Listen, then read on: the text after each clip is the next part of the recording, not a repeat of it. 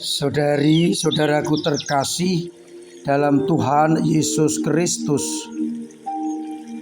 selamat pagi dan berkah dalam. Kita berjumpa kembali dalam renungan harian kita, Kamis 10 Agustus 2023.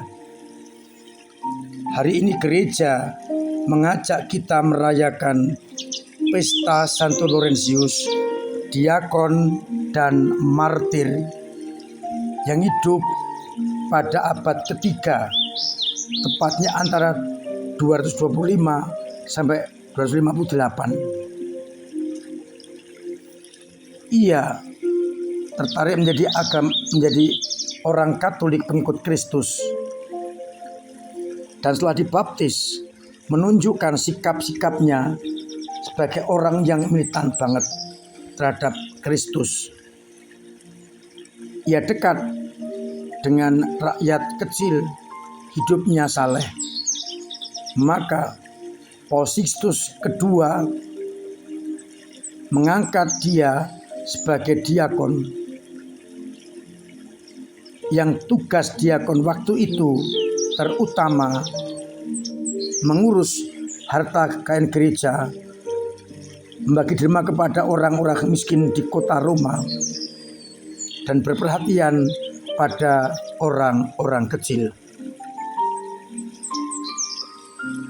Pada saat penganiayaan itu, ketika Paus Sixtus II tidak mempersembahkan misa, ia ditangkap oleh orang-orang yang bermusuhan dengan gereja.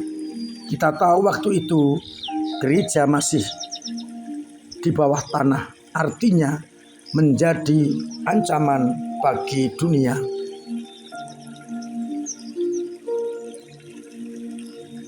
Maka ketika ditangkap dan mau dibawa pergi,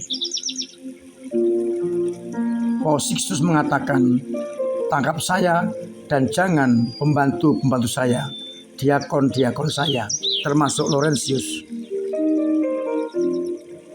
Tapi Laurentius minta kepada Bapak Suci agar diizinkan untuk mengikuti Paus Sixtus II dalam penangkapan itu. Namun Bapak Suci mengatakan, "Tidak perlu. Sebentar lagi kamu akan menyusul aku."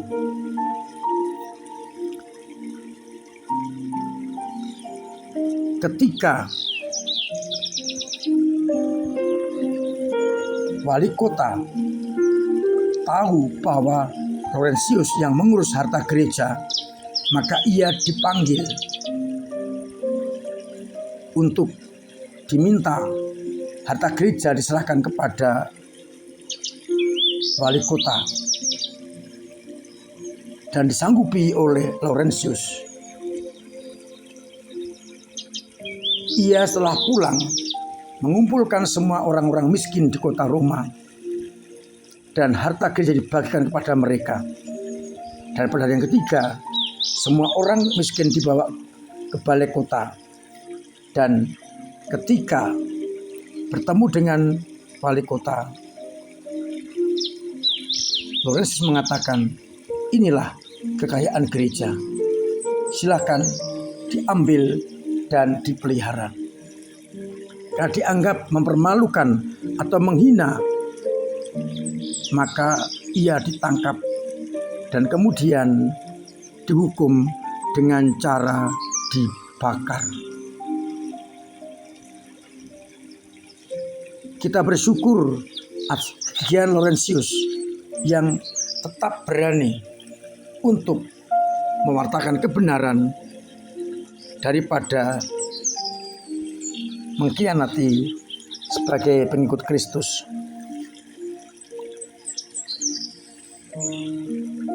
Cocok dengan bacaan-bacaan hari ini. di mana dalam bacaan yang pertama dari 2 Korintus bab 9 ayat 6 sampai 10 tegaskan Allah mengasihi orang yang memberi dengan sukacita. Sedangkan pada bacaan Injil dari Injil Yohanes bab 12 ayat 24 sampai 26 tegaskan oleh Yesus, barang siapa melayani aku, ia akan dihormati oleh Bapa.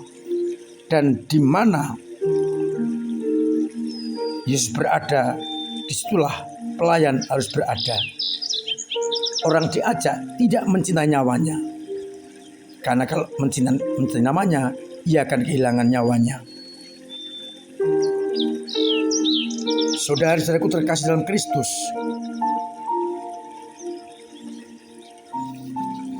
dalam bacaan ini kita diajak untuk sebagai anak-anak Allah, menurut Kristus, meneladani Kristus, bagikan biji gandum yang mati, jatuh ke tanah dan mati, dan akan menghasilkan buah yang banyak.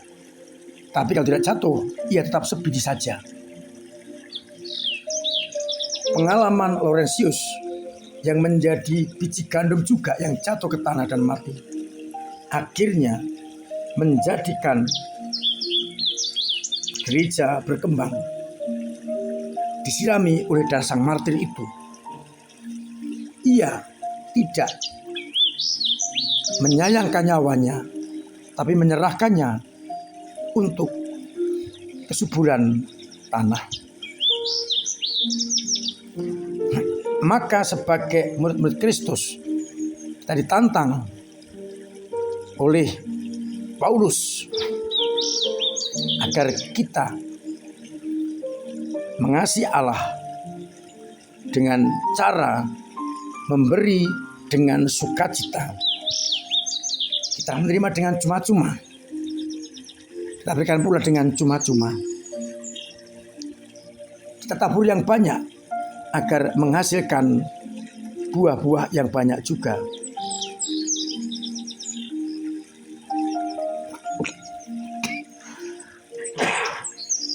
Kita harus berani mematikan ego-ego kita dan kemudian bertumbuh dalam ajaran Kristus. Gambaran biji gandum yang mati menghasilkan buah banyak. Demikian pula kalau kita mematikan ego, kedagingan kita akan mendapatkan hasil yang melimpah-limpah, yakni rahmat, kasih setia, cinta kasih yang datang dari Allah. Maka mari bersama-sama kita bekerja, bertindak hidup, bukan mencintai nyawa di dunia ini, melainkan memeliharanya untuk hidup yang kekal. Kita mematikan apa-apa saja yang menghalangi pertumbuhan kasih dalam diri kita. Di antaranya ego kita, kedagingan kita, keduniawian kita. Kita matikan agar muncul benih-benih yang baru, yakni cinta kasih, cinta kepada Allah, dan cinta kepada sesama. Orang yang menjadi pengikut Kristus tidak akan menyayangkan nyawanya, tapi memeliharanya untuk hidup yang kekal. Saudara-saudaraku terkasih, mari kita mohon rahmat Allah agar kita semakin dimampukan untuk hidup sebagai anak-anak Allah yang benar, yang sungguh mencintai Kristus dan rela menyerahkan nyawa demi tubuhnya hidup Kristiani dan gereja di tengah dunia ini. Sekali lagi mari kita matikan hal-hal yang dapat menghambat hubungan kita dengan Allah. Tuhan memberkati kita sekalian. Amin. Marilah berdoa. Bapa yang penuh kasih, kami bersyukur karena Putra-Mu menunjukkan kepada kami bagaimana seharusnya mengikuti putra, yakni bagikan biji gandum yang jatuh ke tanah dan mati, dan akan tumbuh menghasilkan buah yang melimpah. Maka biarlah Engkau mendorong kami untuk mematikan ego-ego kami, kedagingan kami, keduniawan kami, agar kami hanya berpegang pada kehendak-Mu. Bantulah kami bila kami kadang-kadang jatuh atau lemah, agar tetap memperjuangkan kebenaran dan keadilan serta cinta kasih. Semoga umat-Mu yang imannya lemah, Engkau bantu, Engkau kuatkan, Engkau jaga. Yang sakit Engkau sembuhkan, yang punya beban Engkau ringankan,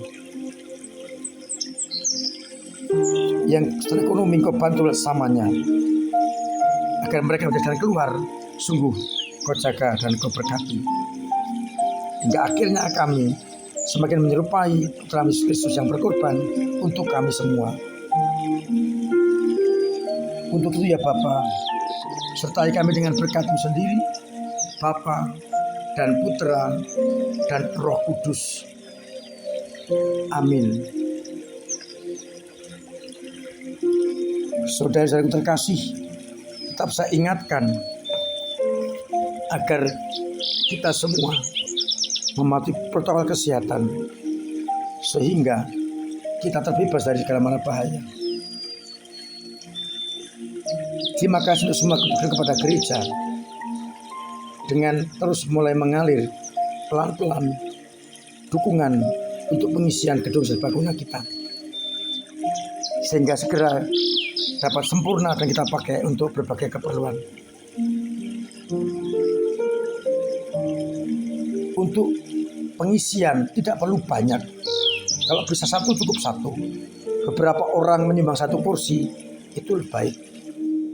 Juga misalnya lingkungan menyumbang 5 kursi akan cukup terpenuhi. Maka mari kita dorong, kita hidupi, kita sadarkan bahwa semua adalah milik kita untuk kita.